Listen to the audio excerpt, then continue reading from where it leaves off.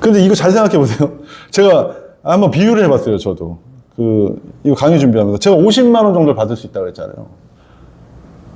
근데 50만 원이면은 연 수익이 이제 강남 빌딩이 연 수익이 1.5에서 2% 정도 나오잖아요, 수익률이. 그러면 제가 빌딩까지는 아니더라도 건물 기준으로 한 4억짜리 건물이 되는 거거든요. 그럼 요런 블로그를 10개를 키우면 40억짜리 건물을 확보하는 거예요. 월세 기준으로. 그래서 제가 이제 빌딩 수익에 우리가 대표적인 예가 몇 개 있죠. 온라인 5개 광고가 있고요. 빌딩 임대료가 있죠. 빌딩 임대료가 있고, 빌딩 임대료 중에는 또 특이한 경우 있죠. 입점 수수료 같은 형태. 내가 당장 월세 안 받고 너 판매분에 얼마를 나눠줘. 이런 입점 수수료 형태가 있고, 가장 강력한 빌딩의 수익은 매매를 통한 시세 차익이겠죠. 그래서 그거를 블로그랑 좀 비교를 해봤어요. 이해하기 쉽게. 5개 광고. 빌딩의 5개 광고. 우리 블로그에 있어서 5개 광고는 뭘까? 블로그는 애드포스트라는 게 있습니다. 구글의 애드센스가 있듯이. 애드포스트는 일정 블로그가 활성화됐을 때 네이버가 권한을 주는 거잖아요. 이게 이제 애드포스트거든요.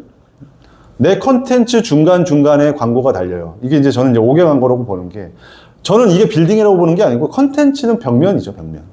그래서 어떻게 보면은 온라인 5개 광고는 확장성은 훨씬 높죠.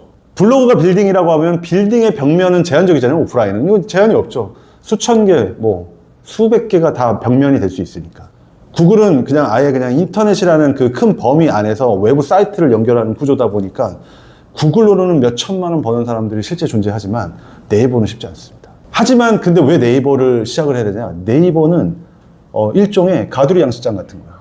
네이버는 네이버가 제공을 하잖아요, 블로그라는 서비스는. 근데 구글은 구글이 제공하는 게 아니에요.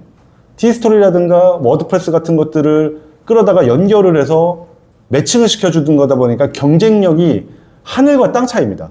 네이버는 어느 정도 자동화 안에 범주 내에서 새로운 뉴 블로그라고 할지라도 컨텐츠만 괜찮으면 노출을 시켜줘요.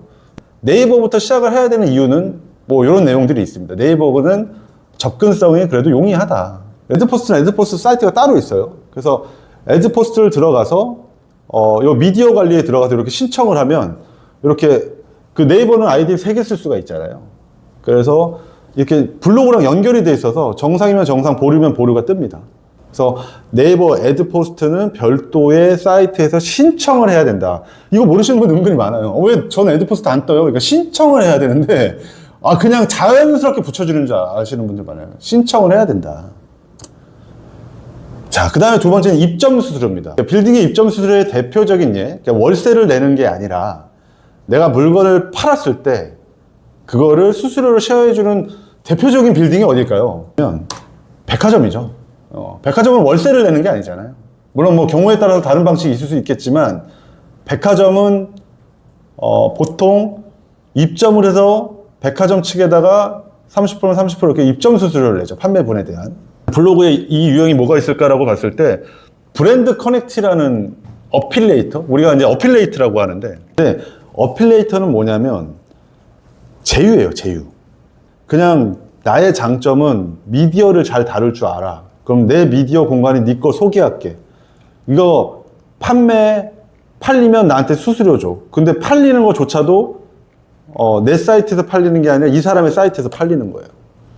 근데 그게 추적을 시켜주는 거예요. 네이버가 제휴를 맺어서. 자, 그게 뭐냐면 이 브랜드 커넥트라고 네이버는 제공을 하고, 쿠팡은 쿠팡 파트너스라는 걸 제공을 합니다. 브랜드 커넥트 이렇게 들어오면 이렇게 링크 이건 이제 브랜드 커넥트에 있는 상품들을 가지고, 여기 보시면 이렇게 수수료가 23%짜리도 있어요. 이게 판매가 되면 23%, 28% 준다는 소리예요.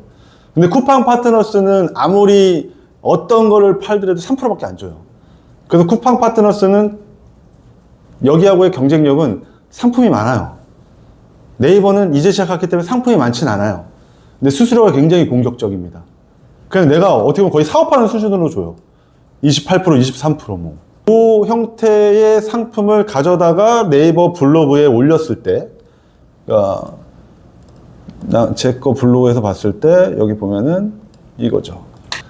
제가 이제 테스트 해본다고 상품 관련되지 않은 글 말고 그냥 와인 관련된 글만 올렸을 때는 광고 수익이 얼마 안 나오다가 상품 관련된 걸 올리면 갑자기 확 뜁니다. 이게 되게 맹점이에요. 그렇다고 해서 상품 관련된 글만 들이다 올리면 제 본질, 간판이 꺾여지겠죠. 그러니까 이 비율이 굉장히 중요합니다, 사실. 한 분이 유튜브에 올려놓은 것 중에 상품 관련된 것만 이 사람은 한 적당히 올리는데 꽤 많은 몇백만 원 수익을 벌어요. 근데 이제 이분의 블로그를 들여다봤더니 본질 컨텐츠가 이미 어마어마하게 차지하고 있어요. 어떤 대로 기초공사가 갖춰지지 않은 상황에서 내가 당장 돈 벌려고. 그러니까 심지어 애드포스트조차도 그렇게 돈 벌려고 막 연예인 가심 얘기, 뭐 이렇게 핫한 얘기 이런 거 올려놓으면 그러니까 네이버 엔진이 바로 파악합니다. 그래서 다음번에는 영원 나와요, 영원. 몇십만 원 나왔던 사람이 갑자기 영원 나와요.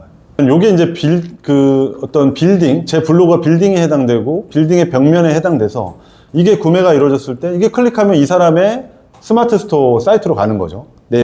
하는 게 아무것도 없죠. 중간에 홍보만 하는 거죠. 저 예전에 한번 미친 척하고 한번 이런 테스트 해보려고 했어요. 만약에 치킨이 만약에 마진이 좋다 그러면 치킨과 관련된 블로그가 되는 거예요, 그냥.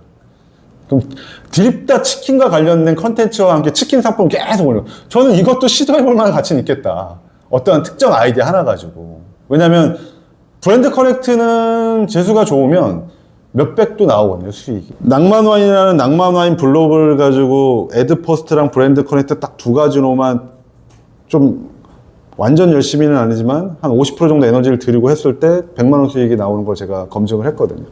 빌딩의 임대, 이거 들어보셨나요? 그 블로그 임대한다는 얘기 혹시 들어보셨나요? 어느 정도 블로그 활성화되면 제한 쪽지 많이 받아요. 그래서 블로그 통임대를 합니다.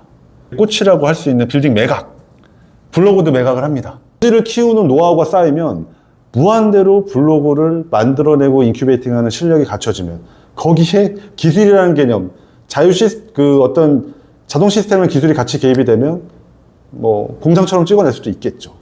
그래서 저는 블로그라는 거를 어떤 그 순간적으로 뭐 임팩트 쳐가지고 이슈 만들어서 뭐 10만 원, 20만 원 이런 건 저는 추천하지 않아요. 그냥 뭔가 가치를 만드는 작업. 그래서 되게 유명한 사례인데 이 빌딩 아세요? 이게 누구 빌딩이냐면 박명수 씨 빌딩이에요. 이게 박명수 씨 그 한의사 와이프가 여기 성북동에 있는 노후된 건물을 리모델링해서 스타벅스를 이점해서 이게 2011년에 29억에 매입을 해가지고 3년 만에 29억에 매입한 거를 46억에 팔았어요. 이제 두 번째 사례가 이거예요. 이건 어디냐면 방배동. 89억에 매입을 해서 173억에 매각을 했어요. 그러니까 시세 차익으로만 한 80억 정도를 본 거예요. 이거는 제 강의의 본질은 아니지만 굳이 이걸 설명하고 비유하자면, 그래서 인더스트리는 이해하시는 게 좋으니까 그렇게 말씀을 드린 거고요. 근데 이거 잘 생각해 보세요. 제가 한번 비유를 해봤어요, 저도. 이거 강의 준비하면서. 제가 50만 원 정도를 받을 수 있다고 그랬잖아요. 근데 50만 원이면은 연 수익이 이제 강남 빌딩이 연 수익이 1.5에서 2% 정도 나오잖아요, 수익률이. 그러면 제가 빌딩까지는 아니더라도 건물 기준으로 한 4억짜리 건물이 되는 거거든요. 그럼 요런 블로그를 10개를 키우면 40억짜리 건물을 확보하는 거예요. 월세 기준으로.